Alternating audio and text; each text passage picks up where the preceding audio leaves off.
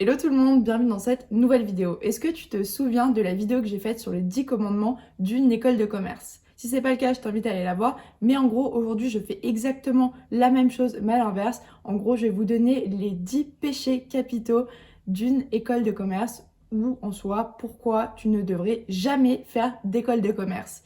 Mais avant de commencer la vidéo, si c'est la première fois que tu me vois, écoute, bienvenue, je fais exactement ce genre de contenu, donc tout ce qui est avant, pendant et après les études. Donc si ça t'intéresse, je t'invite à t'abonner. Allez, c'est parti, on va se lancer de suite. Premier péché capital, tu dois vendre ton âme au diable ou au banquier, comme tu préfères. Moi, personnellement, je suis endettée jusque-là, oui, 50 000 euros, pour avoir fait un bachelor, donc seulement 4 ans. Donc si tu as envie de faire un master, laisse tomber. Dans une grande école, laisse tomber. À moins que tu aies des parents qui t'aiment vraiment profondément ou qui ont les moyens.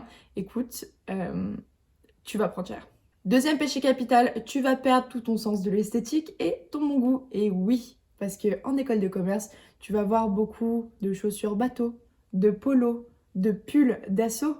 Oui, tant de rimes pour des choses qui me rebutent au plus haut point. Oui, oui, il faut abandonner les Nike requins ou les jogging Adidas. Tout ça, c'est fini en école de commerce.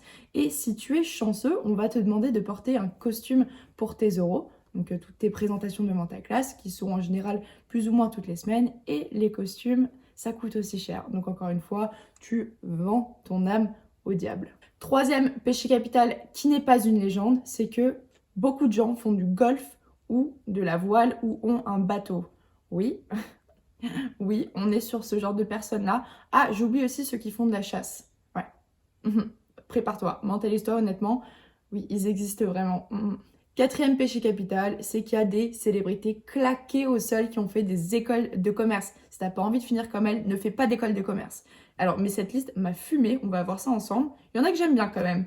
Par exemple, on a Jean-Jacques Goldman qui a fait les decks, donc mon école, franchement, BG. Je savais que j'avais fait un bon choix. Ensuite, on a Stéphane Bern qui a fait l'EM Lyon. Franchement, respect, Stéphane Bern, je l'adore. On a Aurel San qui a fait l'EM Normandie.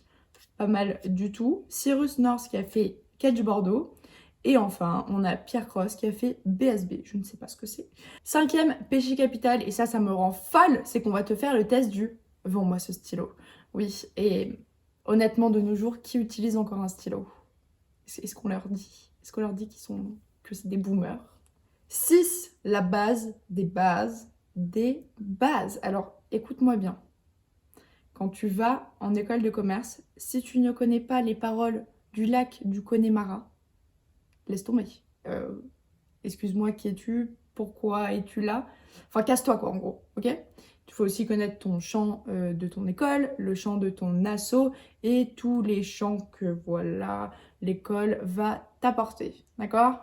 Septième péché capital, tu ne pourras plus parler à tes potes de gauche. Et si tu es de gauche, est-ce que tu devrais pas être de droite au final?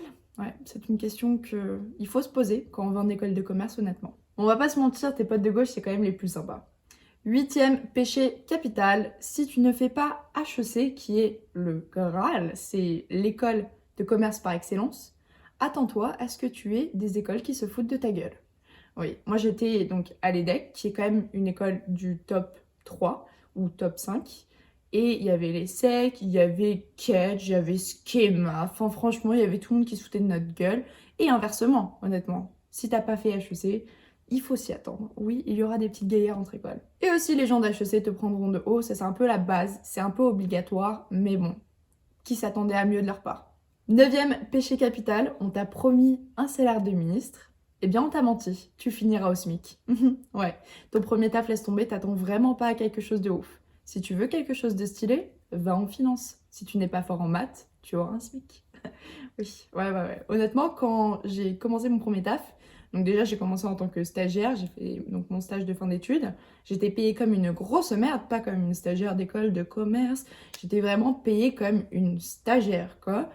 Et donc j'ai commencé, je me suis fait embaucher après. Et ben, comment vous dire qu'en Suisse, à la base, quand je me suis fait embaucher, je vivais sous le seuil de pauvreté.